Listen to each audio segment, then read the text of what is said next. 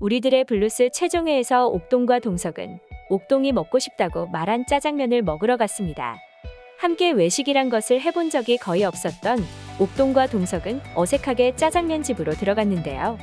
하지만 힘이 없는 옥동이 짜장면을 잘 비비지 못하자 동석은 짜장면 그릇을 바꿔 자기가 비벼주기도 하네요. 옥동이 형네 집서 동석의 편을 들어준 이후 동석은 옥동에게 품었던 미웠던 마음이 많이 풀렸는지 옥동의 짜장면을 손수 가위로 잘라주기까지 했는데요. 옥동은 자기를 미워하던 아들이 따뜻한 모습이 되자 마음 한켠이 찡하고 고맙기도 했을 것 같아요. 하지만 동석의 변한 모습을 보고도 고맙다 미안하다는 말을 내색하지는 않았는데요. 아마도 옥동은 아들과 함께하는 시간이 좋기도 하지만 죽을 날이 얼마 남지 않은 입장에서 아들에게 더 이상의 부담을 주고 싶진 않았던 것 같아요. 짜장면을 먹기 좋게 만들어 따뜻하게 내미는 동석은 옥동이 짜장면을 좋아하는지 여지껏 몰랐다며 언제부터 짜장면을 좋아했냐고 물었는데요. 그때 두 사람은 두 사람 사이에 금기시 되어 있던 돌아가신 아방에 대해 이야기하기 시작했습니다. 옥동은 니네 아방 살아있을 때 함께 짜장면을 먹었다며 동석이 아방이 옥동에게 잘해주고 예뻐했냐고 묻자 옥동은 그렇다고 고개를 끄덕거렸었는데요. 아마도 동석에게 여지껏 내색은 하지 않았지만 옥동은 죽은 자기의 남편을 마음속 깊은 곳에서부터 오랫동안 그리워하고 있었을 것 같기도 해요. 하지만 일단은 동석을 먹여 살려야만 했기에 죽은 남편을 그리워할 여유도 없이 재혼이라는 결정을 내렸었던 것 같은데요. 그런데 짜장면 집에서 옥동을 세심하게 살피던 동석은 옥동에게 하나라도 더 해주고 싶은 마음뿐이었나 봐요. 어디 더 가고 싶은데 없냐고 묻기도 했었는데요.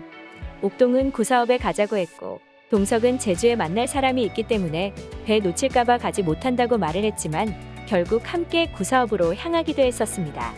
그리고 동석은 우리 죽었다가 다시 태어나면 다시 어멍 아들로 태어나서 살까라고 고백했어요. 아마도 동석은 그동안 옥동에게 모질게 대한 게 미안하고 이제 옥동에게 남은 시간이 얼마 없기에 다음 생에라도 잘 해주고 싶은 생각인 것 같았는데요.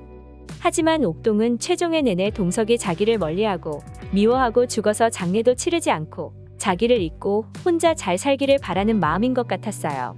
둘 다 서로를 너무나 사랑하는데 한 사람은 미안해서 다음 생에라도 함께하고 싶고 한 사람은 미안해서 나를 오롯이 잊기를 바라고 그렇게 서로에게 미안한 감정뿐이었었는데요. 그동안 소리치고 미워하며 산 세월 동안에도 두 사람 다 마음 깊은 곳에서는 오랫동안 어멍을 그리고 아들을 그리워하는 마음이 있었던 것 같습니다.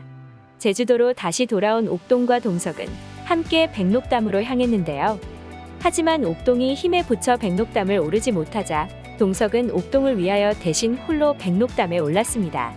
동석은 이제 이것이 자기가 어멍을 위하여 해줄 수 있는 몇 안 되는 마지막 소원임을 직감하였는지 최선을 다하여 오르는 모습을 보였는데요.